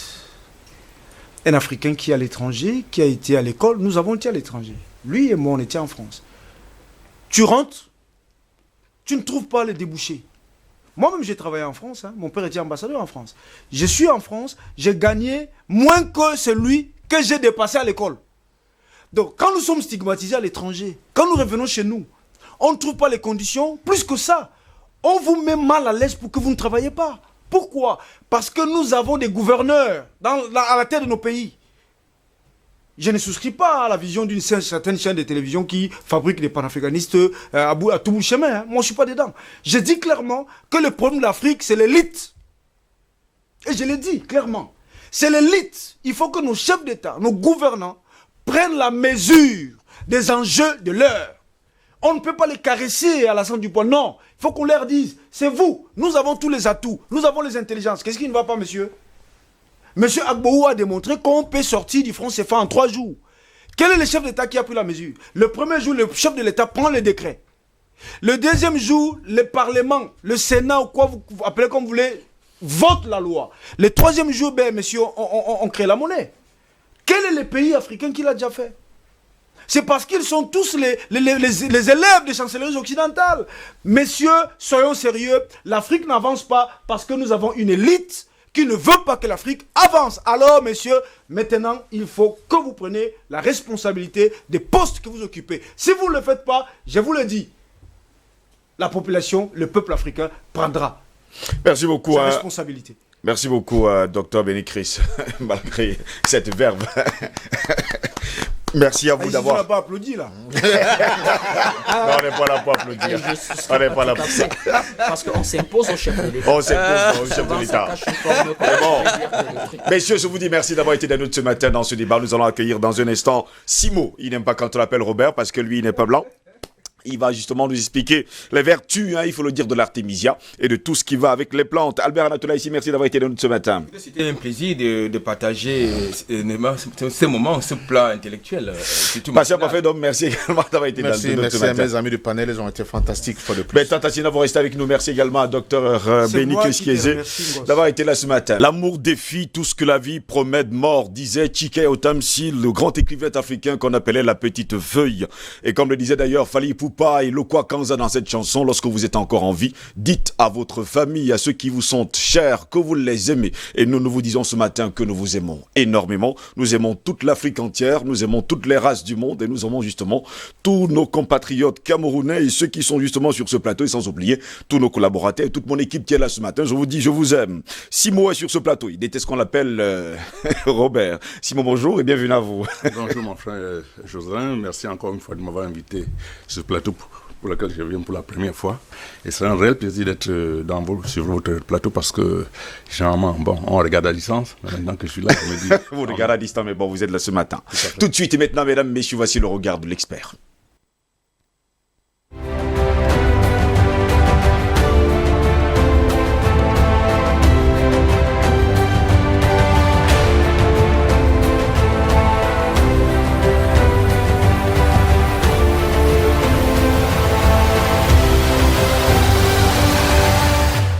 Dans ce regard de l'expert, nous sommes restés également avec Bertrand Tatinda qui est avec nous, toujours et reste et demeure avec nous. Il est toujours là aussitôt le matin pour nous accompagner dans cette matinale. Simo qui est là également, lui, il est dans le monde des plantes depuis plus d'une vingtaine d'années. Il est également président d'une association, il faut le dire comme ça, c'est l'association de quoi déjà ? Oh, il y a plusieurs associations. Je sais que vous êtes dans plusieurs associations, mais bon. Déjà, je suis militant de l'UPC des fidèles depuis des années et à laquelle j'ai passé 10 ans d'exil en Algérie.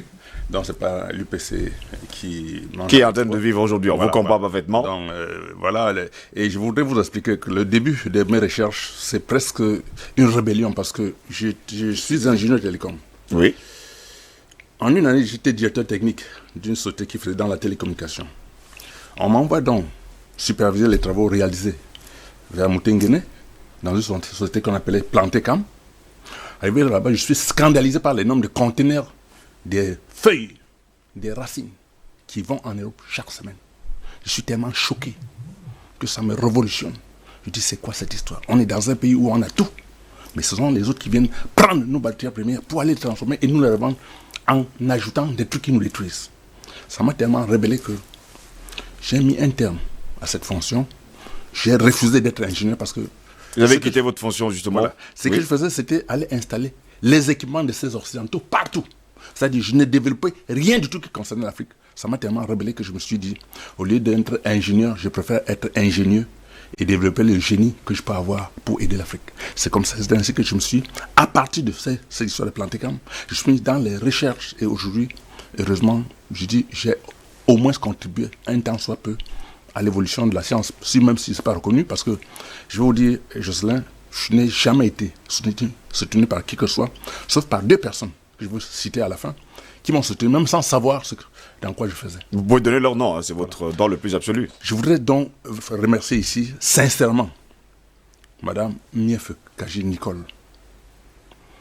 C'est la fille de mes pères, le père Kaji, qui m'a beaucoup soutenu, sans savoir sur quoi je faisais. Mais elle m'a soutenu. Aujourd'hui, je suis très heureux d'apporter une modeste contribution à l'évolution de cette histoire. Et je veux te citer une autre personne, le PDG de Bocom, Mbougné Dieudonné, qui également m'a soutenu sans savoir ce que je faisais. Ils m'ont régulièrement soutenu, jusqu'à aujourd'hui. Et je me réjouis de savoir que je commence à avoir une lueur d'espoir. Aucune structure, aucun gouvernement, personne en dehors de ces 2 personnes que j'ai citées ne m'ont aidé sur quoi que ce soit. Justement, on parle ces derniers temps du Covid-19 qui est en train de toucher d'ailleurs l'Afrique. Mais jusqu'à peu de contraire, plusieurs personnes sont rentrées justement dans la tradition africaine, dans la pharmacopée africaine. Et vous êtes dans la pharmacopée africaine depuis plus d'une vingtaine d'années. Et vous avez d'ailleurs sorti des siropes, hein, j'espère qu'on va les avoir à l'image, d'Artemisia contre, il faut le dire comme ça, le Covid-19, sans oublier bien sûr le paludisme. C'est déjà, il faut le dire, depuis belle lurette que vous l'avez fait, ou bien c'est après le Covid-19? C'est depuis, vous savez, j'ai commencé par vouloir, sur une chaîne de télévision, j'ai mis en place une émission qu'on appelle Afrique Santé. Oui. Mon objectif, c'est de regrouper tous les chercheurs africains, tous les naturopathes, tous les praticiens, pour qu'ensemble, on essaie de se regrouper pour mettre en place quelque chose de sérieux, pour pouvoir contenir toute forme de maladie qu'on pouvait avoir en Afrique. Parce que je savais qu'on avait des potentialités. Malheureusement, j'ai été incompris. Parce que, vous savez, on a une culture, je n'en veux à personne, la culture de l'individualisme, ce qui fait que personne ne veut se mettre avec l'autre pour avancer. Chacun pense que seul, il peut, mais sans savoir que seul, il peut être détruit. Oui, oui. Il ne peut pas. Ce qui fait qu'après un certain moment, je me suis découragé.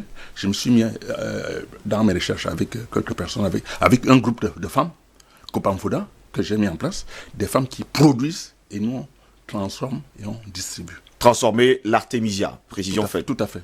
Il y a des plantes d'Artemisia sur le sol camerounais? Mais bien sûr. Et nous-mêmes, je peux vous dire, on encourage sérieusement la vulgarisation de ce produit. Nous encourageons parce que nous, on a des semences qu'on peut mettre à la disposition des gens pour pouvoir... Parce que vous ne pouvez pas imaginer la puissance de ce qu'on a en Afrique. Malheureusement, on n'est pas suivi. Personne ne nous aide. Personne, en dehors de 2 personnes que je vous ai citées, personne ne nous aide. Personne. Si un temps soit peu. Ce sont ces personnes qui vous ont aidé à embouteiller vos siropes et tous vos médicaments? Bien sûr. Et je vous dis, si un temps soit peu, on nous donnait un minimum d'aide, on ferait mieux que ça. On mettrait ces produits à la disposition de beaucoup de gens et à très moins cher. Ça sauverait des gens. Parce que au-delà du coronavirus dont on parle, ces produits, ça soigne le cancer. L'Artemisia est extrêmement puissant. Ça soigne plein de maladies. Plein, on ne peut pas citer. Et quand vous y ajoutez d'autres produits, mais ça devient quelque chose, par exemple, ce thé que vous voyez, c'est à base d'Artemisia. Il y a des feuilles de papaye, des racines de papaye, les racines de cook. À l'intérieur de ce produit-là? Oui. Le quinqueliba, tout ça. Imaginez un temps, ça soigne la typhoïde, la fièvre, plein de maladies. Et même le corps. Ça prévient le coronavirus. Et dans une semaine, nous allons mettre sur le marché des bouillies à base de soja, curcuma, Artemisia. Des bouillies à base de gingembre, Artemisia. Tout ça là parce que Notre nourriture doit être notre remède et notre remède notre nourriture. Et c'est à ça que nous on tend. Parce que quand chacun doit manger, il faut qu'il sente qu'il mange en se soignant en même temps.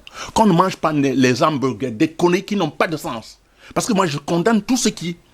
Je vous dis une chose, monsieur Ngos. Si je vous dis que ça fait 40 ans que je n'ai jamais mis un comprimé dans ma bouche, ni mes enfants, ni avec à l'hôpital. Et j'ai interdit qu'on vaccine mes enfants. J'ai interdit. J'ai dit dans leur école, quelqu'un vaccine mon enfant, je lui porte plainte. Parce que je ne sais pas, tous les enfants qui ont été vaccinés, ils sont tout le temps dans les hôpitaux. Les enfants qui n'ont pas été vaccinés, jamais. Pourquoi? Dites-moi. Il y a une raison. Moi, je dis encore une fois, nos médecins, nos pharmaciens doivent quitter la classe pour aller à l'école. Parce qu'en classe, on apprend à réciter. À l'école, on apprend à chercher, à découvrir. Mais nos enseignants sont restés tous en classe. Je dis tous. À réciter ce que les autres ont dit. Oh, tel a dit ceci, on a créé ceci. Eux-mêmes, ils ont apporté quoi? Moi, je ne suis pas docteur, je ne suis pas praticien, je ne suis pas naturopathe.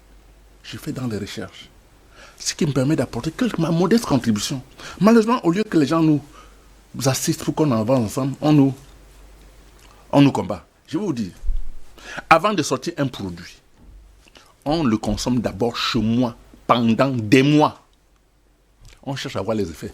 Je ne veux pas qu'on me parle des effets secondaires et tout ce qui va avec. Bien sûr. Je ne veux pas qu'on me parle de pasteur, machin, truc. J'essaye sur moi-même. Après 2 mois, s'il n'y a aucun problème, on le met sur le marché. Les bouilles dont je vous parle, ça fait des mois qu'on le consomme chez moi. Je dis des mois. Il n'y a aucun effet secondaire.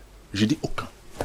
Donc, aujourd'hui, je ne suis pas à le mettre sur le marché. Donc vous êtes d'accord également avec tous les spécialistes africains qui déclarent que les produits qui viennent justement de la forêt africaine n'ont aucun effet secondaire? Mais vous voulez que ça ait quelques effets secondaires? Si ça avait l'effet secondaire, c'est que l'air qu'on respire a des effets secondaires. L'air est nocif parce que des produits chimiques qu'on produit partout rentrent là-dedans. Tout ce que Dieu a fait n'a pas d'effet secondaire. Dites-moi, monsieur Goss, vous avez un produit de laboratoire ou un produit de la nature? Vous êtes fabriqué dans... Alors, vous allez chercher quoi dans le laboratoire? Dites-moi. Vous allez chercher quoi? Les produits qui sortent des laboratoires, quand vous le prenez, vous attendez à quoi? Dieu vous a mis en place tout ce qu'il faut. On vous le donne gratuitement. Mais vous laissez ça pour aller dans le laboratoire parce qu'on vous a phagocyté, on vous a fabriqué. On a mis dans votre tête que c'est tout ce qu'on fait de l'autre côté qui est bon. Et vous avez cru. J'ai suivi tout à l'heure quelqu'un sur le plateau dire que si on avait moins de mosquées, moins d'églises, moins de pasteurs, moins de prêtres, l'Afrique, ça, plus d'usines, l'Afrique avancerait. Mais il faut que ce soit des usines vraiment à base de nos matières premières qu'on transforme en contrôlant. Parce que je dis que tous ces produits que vous avez, il n'y a aucun produit chimique. Aucun produit chimique. J'ai fait un autre produit à base d'oseille, le sirop que vous voyez là, à base d'oseille. Oui. Parce que l'oseille, c'est un produit extrêmement important pour remonter... Traitement préventif et curatif contre le paludisme et tout type de cancer. Oui.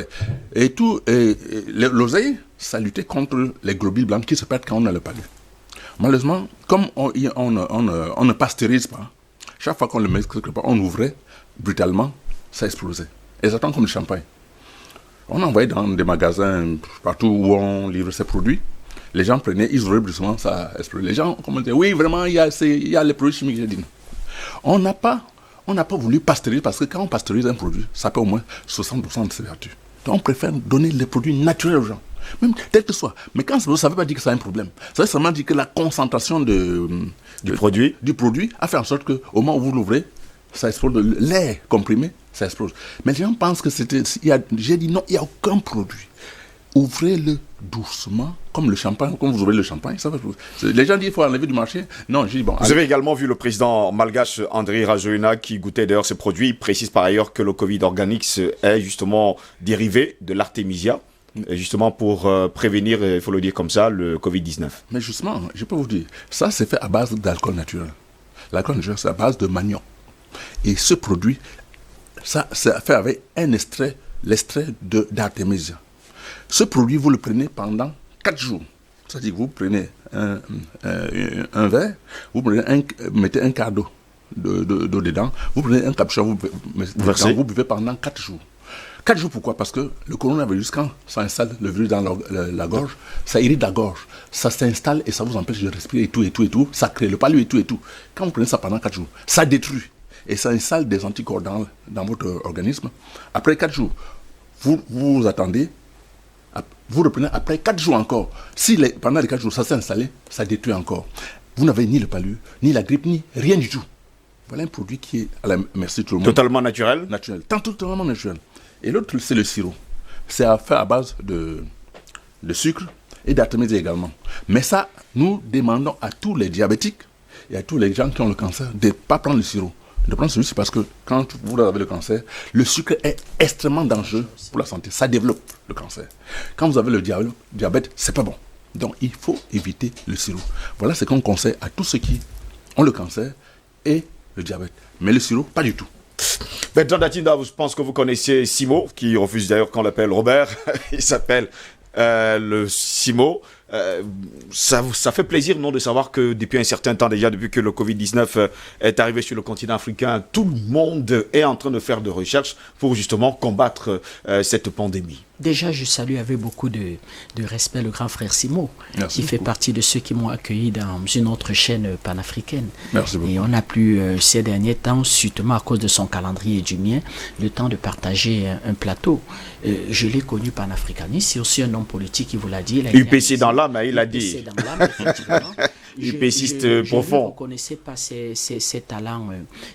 Pourtant, ça fait plus de 20 ans qu'il est là-dedans. De chercheur. Mais j'avais constaté effectivement que dans une autre chaîne où on travaillait, il avait entre les entractes, c'est-à-dire que entre les passages d'éléments à télévision, à nous proposer un certain nombre de trucs simples, de thé, de produits. Quand de vous êtes dates. malade, Par quand exemple, vous il êtes va malade, me vous faire- appelez Simo, tout va de suite me il vous faire dire découvrir, que... les dates Oui, oui. et m'expliquer que c'est un coupe-fin, c'est-à-dire que eux, quand c'était une technique, même particulièrement pour eux, quand Les ils étaient UPCistes, en quand exil, ils étaient dans de le pouvoir maquis, résister oui. et de faire beaucoup de jours sans pratiquement manger. La deuxième des choses que je constate là, c'est que ils sont victimes de ce qu'on a appelé la géopolitique mondiale, c'est-à-dire nos États sont faibles. L'OMS, à la limite, a le budget de largement beaucoup plus que des États africains, et l'OMS roule en fait pour des grandes puissances et des grandes firmes. grandes firmes pharmaceutiques. Donc, quand M. Simon met sur un plateau comme celui-là, le jus d'artémisia, le sirop et tout, il gêne Sanofi, il gêne l'Institut Pasteur. Et qu'est-ce que, en quelque sorte, nos États peuvent faire, vu que nos États sont demandeurs, nos États sont pauvres. Donc, les conditionnalités ne sont pas que économiques, les conditionnalités sont aussi sur le plan sanitaire, sur même aussi le mode de vie. Donc, nous ne sommes pas encore tout à fait décolonisés à ce niveau. Pourtant, il cite un certain nombre de maladies. Le paludisme, j'ai lu les derniers chiffres, pratiquement près de 4700, disons 5000 morts l'année dernière. Mais vous imaginez 5000 morts? Eh bien, c'est 5000 morts de jeunes cadres d'entreprise, de jeunes enfants qui auraient été de jeunes cadres, comment je vais dire que de jeunes dames, de jeunes filles, dont l'Afrique perd une bonne partie de ses bras dans des maladies qu'on peut appeler relativement des maladies tropicales. Enfin, il faudrait aussi, et c'est là où on peut interpeller nos dirigeants, de donner un minimum. Quand vous ne donnez pas de l'eau potable, à partir du moment où des gens puissent déjà avoir de l'eau potable, quand ils veulent, à profusion, ça permet déjà, c'est même déjà la première mesure barrière. Mais moi, je connais des gens qui se lavent les mains à l'eau sale. C'est-à-dire qu'on dit lavez-vous les mains, il dit oui, je me lave les mains. Tu vois, ils prennent de l'eau sale et du savon, ils se lavent les mains. Donc, je ne sais pas si c'est une mesure barrière, si c'est le fait de se laver les mains, ou bien c'est le fait de se laver les mains véritablement à l'eau courante et à l'eau relativement potable. Donc, des gens comme les monsieur Simo, c'est pour ça que je parle d'une organisation africaine de la santé qui travaillerait et qui créerait une haute, comment je vais dire que, une haute chambre en quelque sorte du médicament vert, j'appelle ça du médicament vert, pas du médicament traditionnel, Oui. et de la recherche moderne, parce que la science, comment je vais dire, peut cohabiter. La science peut cohabiter, c'est-à-dire que M. Simo n'a pas d'animosité avec véritablement des chercheurs européens, mais sauf qu'il essaie d'expliquer aux chercheurs européens que ces produits-ci aussi ont des mêmes capacités en termes, comment je vais dire, que de réhabiliter l'homme dans sa santé. Donc, c'est une démarche même d'abord politique véritablement qu'il faut avoir. C'est une décolonisation de nos esprits. On fait comment pour expliquer aux jeunes filles africaines que les cheveux crépus, c'est beau? Ben oui, elles sont toutes aujourd'hui des cheveux d'indiennes, même déjà décédées. Elles se l'achètent à des prix d'or. Ben on fait comment pour l'expliquer? Donc, véritablement, il faut décoloniser en quelque sorte nos cerveaux. Il faut décoloniser nos habitudes. On me dira, monsieur Tatina, vous êtes toujours en costume. J'avoue, oui, je suis toujours en costume, c'est vrai. Mais grâce aux aînés comme les monsieur Simon, j'ai réussi à pouvoir de temps en temps Vous n'êtes pas en être costume aujourd'hui, hein. traditionnaliste, Vous êtes, oui. C'est rare, d'ailleurs, il me l'a souvent dit que, mais monsieur Tatinda, excusez-moi, donc, cet aîné m'a souvent grondé pour ça, c'est vrai. Il est content de moi aujourd'hui. Jamais, je ne l'ai jamais vu en costume d'ailleurs. Donc, même quand je l'attrape en ville à l'improviste, je dis que tu n'es jamais en costume, mais tu es normal, toi, dans ton cerveau. Donc, on en rigole, mais voilà, donc, en fait, ce qu'on peut dire, c'est que, notamment, c'est toute une politique à l'échelle africaine, parce que quand il dit même que les gouvernements n'aident pas, mais monsieur Simon, l'Union africaine doit vous aider. Pourquoi vous ne serez pas présent? Est-ce que vous avez déjà proposé ces produits au ministère de la Santé camerounais? Monsieur Ngos, vous devez savoir que dans les pays africains, la plupart des gens, des fonctionnaires, sont assis sur la table et ils surveillent leurs chaises. Non, bien sûr. Non, c'est ça. Ils sont assis sur la table, ils surveillent leurs chaises. Ils ne sont pas là pour vous recevoir. Quelqu'un qui est sur la table, il va vous recevoir où? Au sol? Il n'a pas votre temps, plus qu'il surveille sa chaise. Il n'a pas le temps de vous recevoir. C'est pour ça qu'il faut revoir les mentalités. Je voudrais dire encore, profiter pour dire vraiment, je suis très heureux. Pourtant, le ministère de la Santé aujourd'hui au Cameroun, Manabouda Malachi, est très ouvert. Oui, je suis très ouvert. Mais attendez, monsieur, quand ils s'en vont contacter l'OMS, les États, les autres, ils ne peuvent pas contacter ceux qui sont à côté d'eux. Vous voulez que moi j'aille leur voir pour demander quoi? Ça ne m'intéresse pas. Depuis des années, je suis dans les recherches. Vous voulez que j'aille voir quelqu'un dont ils ne me connaissent pas? Ils sont pas au courant qu'il y a des gens qui font des choses? Que je me lève pour aller les voir. Ça veut dire que je vais mendier. Je ne suis pas un mendiant. Je refuse. Si je n'ai pas mendié avec les occidentaux, ce n'est pas avec mes frères que je veux mendier. Je refuse. Ce dont je vous ai cité, je n'ai jamais mendié. Ils m'ont soutenu pour des causes réelles. Parce que je vous dis, monsieur Mousse, j'ai passé 10 ans d'exil en Algérie. Quand je suis revenu ici, j'étais dans la rue en permanence pour dire non, ce qu'on fait n'est pas bon. On m'a torturé, on m'a amené dans toutes les prisons. Quand ces gens m'ont vu, dans le monsieur Simonon, vraiment arrêtez. Laissez. Peut-être les gens mentalités vont changer progressivement. Pardon, laissez tomber. On va vous aider. Ils m'ont aidé d'une manière indirecte et je suis retrouvé dans les recherches. Vous voulez que je me lève un matin pour aller voir un ministre pour dire monsieur, je suis venu vous voir parce que j'ai fait telle chose? Non. Non. Ce produit, par exemple, que vous exposez ce matin, comme mon équipe est en train de vous regarder, ça peut coûter combien? Disons en réalité, à cause du fait qu'on n'est pas soutenu, ça coûte 5 000 francs. L'autre coûte 3 500, le sirop, et ça là, c'est 4 000. Parce que ça, c'est un thé. Oui. Qui, vous le prenez. Monsieur Ngos, vous avez le palu, la typhoïde, toutes vos histoires de couronne, pendant 7 jours. Vous avez n'importe quoi, je dis n'importe quoi. Parce que là-dedans, ceux qui connaissent ce qu'on appelle écou, l'écorce d'écou. Ceux qui savent ce qu'on appelle les feuilles de papaye, les racines de papaye, les feuilles d'eucalyptus. Tous ces produits sont là-dedans. Et l'artémisia, imaginez un temps soit peu, toutes ces histoires regroupées dans un thé. C'est que ça peut faire. Donc voilà ce qu'on fait. Parce que notre objectif, c'est de comment faire pour trouver des éléments qui peuvent permettre aux gens de prendre un seul truc et se sentir à l'aise. J'ai un autre produit que je n'expose pas encore parce qu'on est toujours en train de faire des tests. Et je peux vous dire que plein de gens m'ont déjà appelé pour dire, monsieur Simon, vraiment ce qu'on a pris chez vous, c'est inimaginable. C'est un produit, vous prenez, vous avez n'importe quelle maladie. Quand quelqu'un prend, je vous dis, recensez tout ce que vous avez comme problème. Vous recensez. Bon, on a quand même un autre problème. Le problème, c'est que sur le continent africain, les produits des Africains soignent toutes les maladies. C'est quand même un peu, parfois paradoxal. Je vais vous expliquer, monsieur Ngos. Le problème, c'est que dans la forêt africaine, on a tout. J'ai dit tout. Et quand vous réussissez à mélanger tous ces éléments, vous pensez que ça va avoir quel résultat? Et je voudrais préciser que nous, on n'a pas de médicaments, on a des remèdes. Parce que le médicament calme la maladie. Mais les remèdes soignent. Nous, on soigne, on ne calme pas. Et je vous dis encore, dans la forêt africaine, renseignez-vous, dans la forêt, on a tout et tout et tout. On pourra rester avec pour tester sur nous-mêmes? Si je reste avec quelques billets de banque, je serai très content. Non, vous restez avec les produits, je reste avec quelques billets de banque, c'est pas un problème, monsieur. C'est un problème. Ici, Simon. Vous voyez qu'il est resté un opérateur économique. Oui, il est resté un opérateur économique. C'est normal, il faut bien qu'il faut vivre. Attends, si je ne prends pas d'argent, je vais acheter les bouteilles avec quoi? D'après vous, je fais comment? Hein? Non, c'est pas un problème, monsieur. C'est pour rigoler. Ah non, on sait qu'on a intérêt de rigoler, ne vous inquiétez pas. Non. Donc on peut avoir ces produits partout. Je vais vous citer. Oui. Il y a les magasins Made in Cameroun. Oui. À Yaoundé, à Douala, et bientôt on va créer dans toutes les régions. Là, vous allez trouver tous les produits faits par les Camerounais, par les Africains. Oui. Vous trouvez tous ces produits là-bas. Maintenant, il y a d'autres produits, comme d'autres magasins comme en Piat, vers les sans publicité, excusez-moi, c'est parce qu'il faut soigner les gens. Oui, Quand oui. je parle de Madika, ce sont des magasins. Il y a également un magasin, des magasins de Douala comme Bonne Course, Bonne Course c'est quelque part vers Lorbaba, il y a un magasin à la Cité Palmier. Bref, il y a plusieurs magasins qui ont ces produits. Qui ont ces produits. Ouais, ouais. Produits made in Cameroun. Oui. Vous avez dit produits Oui. totalement made in Mais Cameroun. bien sûr. Ok. Mais vous voyez donc que l'OMS ne s'est jamais intéressé à ça.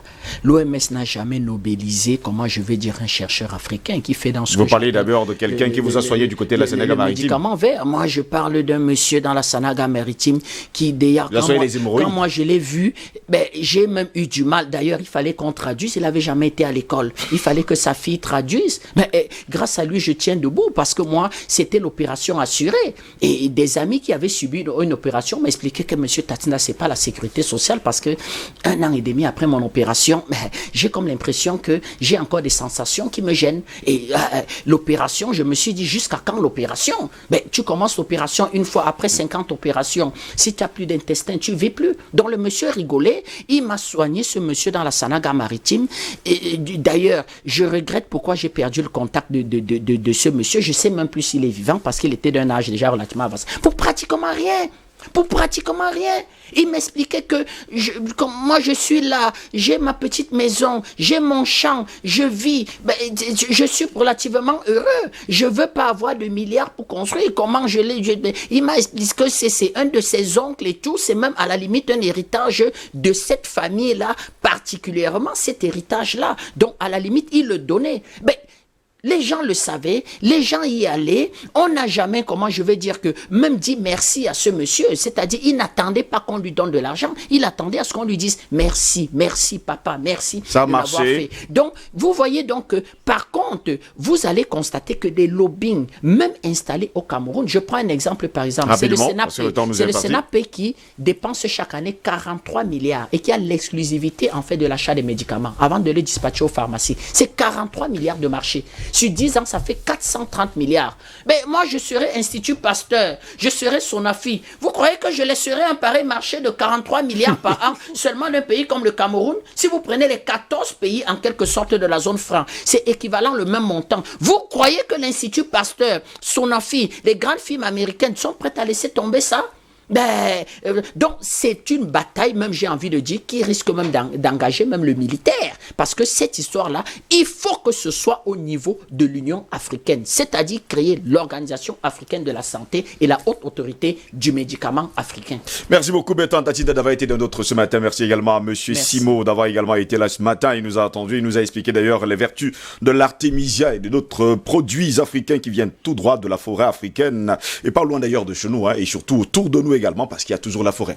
Mesdames, messieurs, c'est ici que s'achève cette autre édition de DBS Matin. Au plaisir de vous retrouver demain pour une nouvelle édition. Restez sur DBS, l'information est en continu sur notre chaîne. Et comme j'aime le dire, il faut rire sans être content de rire, de peur de mourir sans avoir ri. Au revoir.